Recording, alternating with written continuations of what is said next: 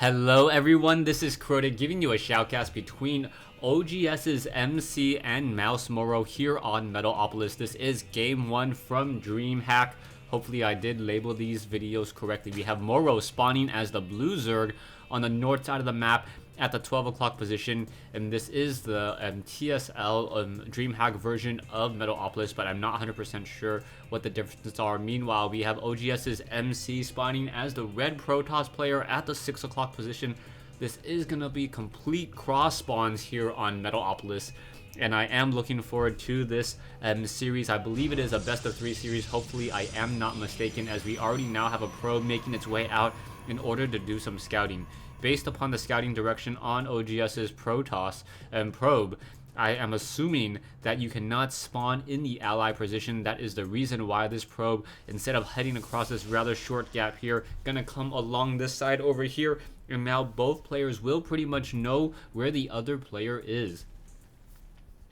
A quick thing to see is whether or not Morrow will be trying to go for an early hatchery or going for an early spawning pool. This is cross spawn on Metalopolis.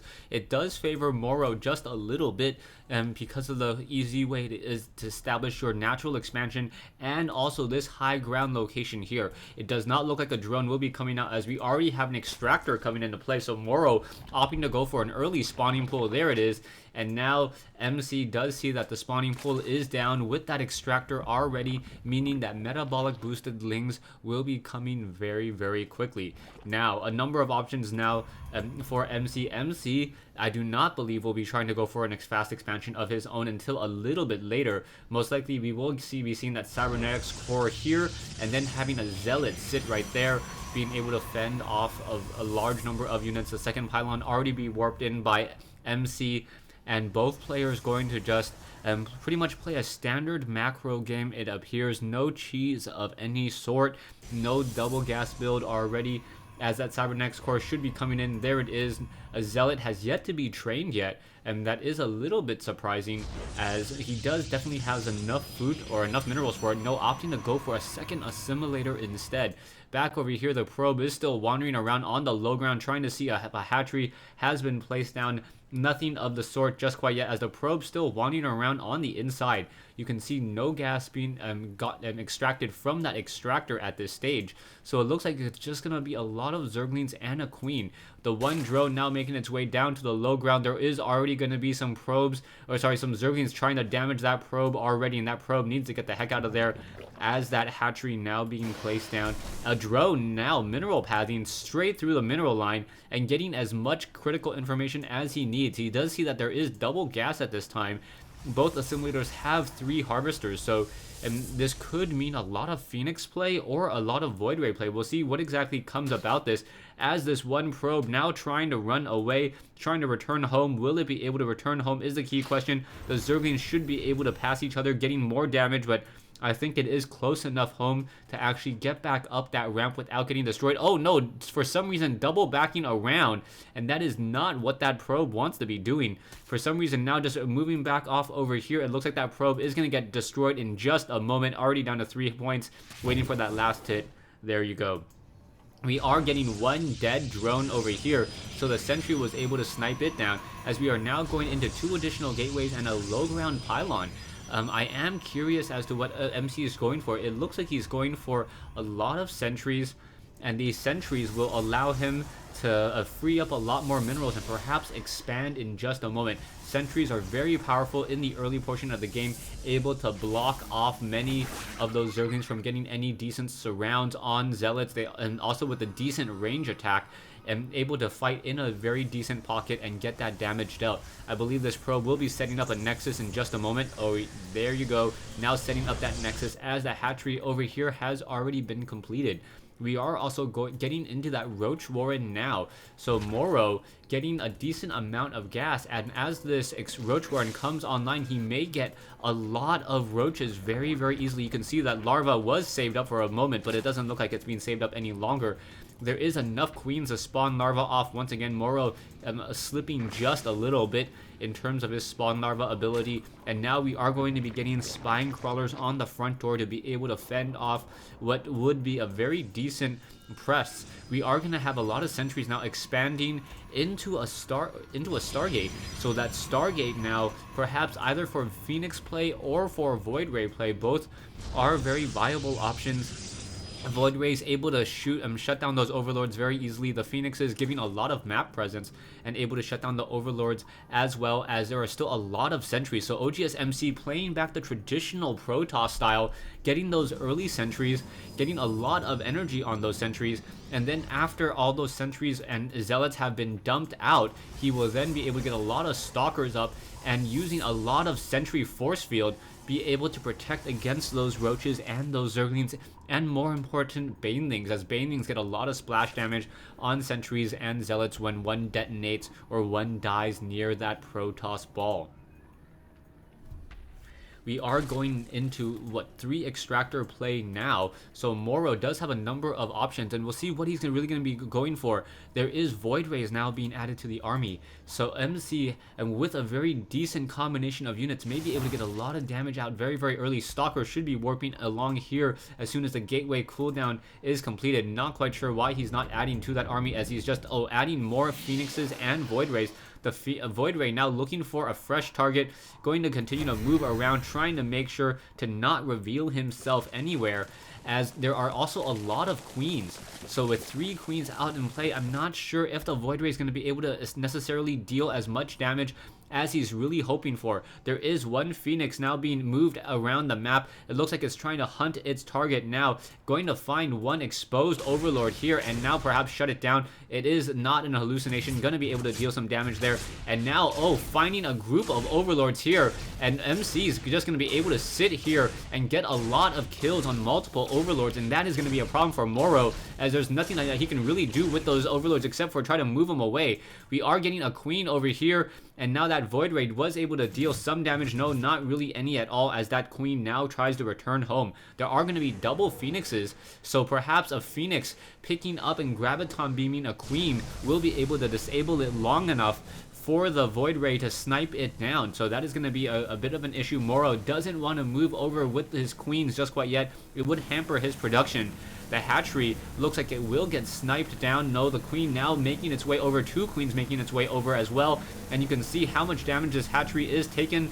Morrow most likely will be canceling this in just a moment. And now, is he going to actually graviton beam? Yeah, graviton beaming one of those units. Is he going to graviton beam the second queen? One queen now already down. A second queen may get taken down as well, as the Void Ray is already fully charged. That is a problem. No transfusions.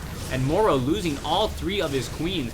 And that is going to severely hurt Morrow in the long run, as that hatchery most likely will get cancelled as well. An army of roaches just swarming, only to see one of his own units getting sniped down. You cannot graviton beam a spore crawler as it is being walked around, but it doesn't really matter, as that spore crawler takes 12 seconds to root, and additional armored damage just too much for that one spore crawler there. Hydralisk finally trying to make their way over with 5 Hydralisks in this group. Are we going to get enough damage onto that hatchery? Yes, it is enough damage, and now the Void Rays have been shot down, but the Phoenix is also getting some damage onto that one Hydralisk there, and that hatchery was critically destroyed as well.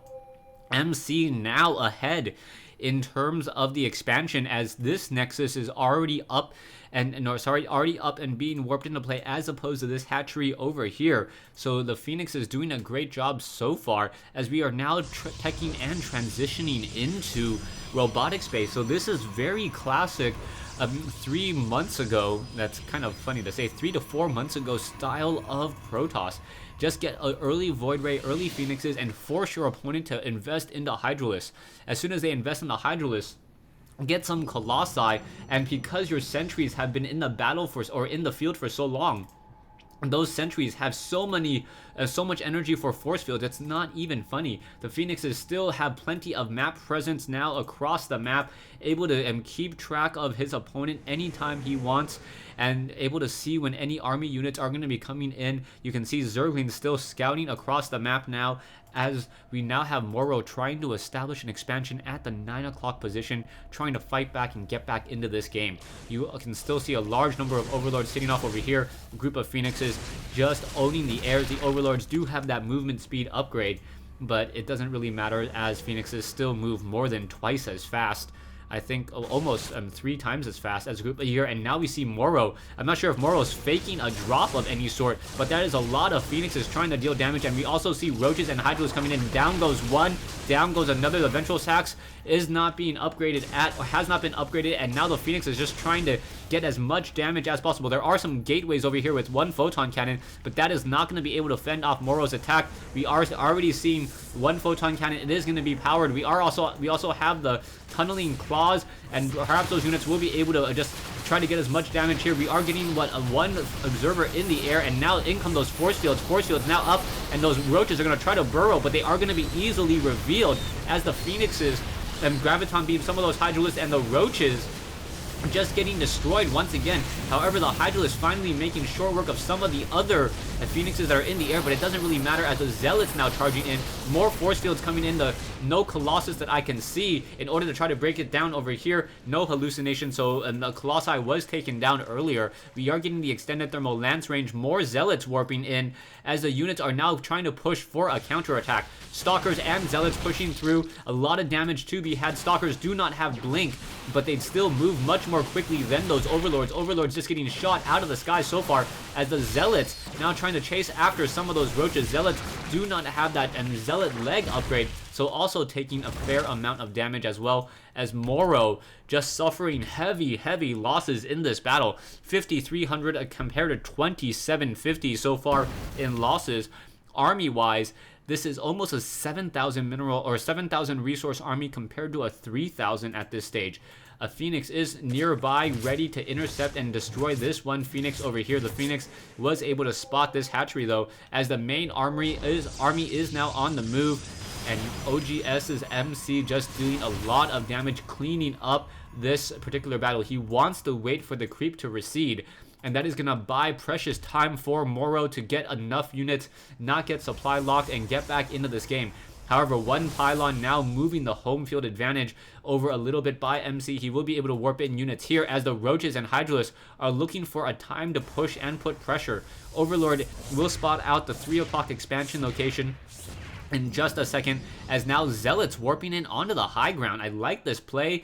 The Zealots warping in onto the high ground, and will be able to get some damage over here if he's able to pull away enough of this Roach Hydra army to get some damage. In comes the Guardian Shield. Force Fields now pressing up against the left side and getting a lot of damage over here, as the Zealots now just putting pressure onto the hatchery. So very nicely done. The Colossi are going to be able to just barrel through those Force Fields, getting a lot of damage and pressure in, as the Sentry back over here as well, and will get sniped down. There are the Roaches trying to fight on creep, but there's not enough creep back over here. More Force Fields coming in, and those Hydralisks and Roaches not being able to get very far. Roaches are burrowing underneath, but mass Force Fields coming into play, and I believe OGS is going to take this game. There's over, I believe, 20 Force Fields in this battle. Corruptors finally joining the fight, but unable to do anything at all, as Morrow says GG.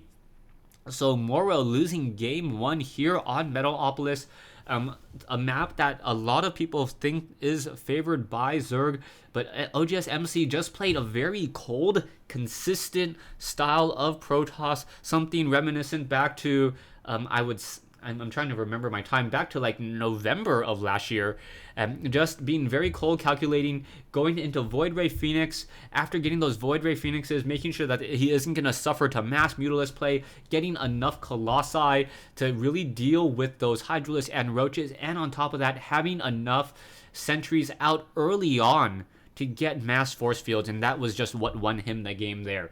Thanks for watching, thanks for listening. Hope you guys enjoyed this 1v1 replay between Mouse's Morrow and oGsMC here on Metalopolis.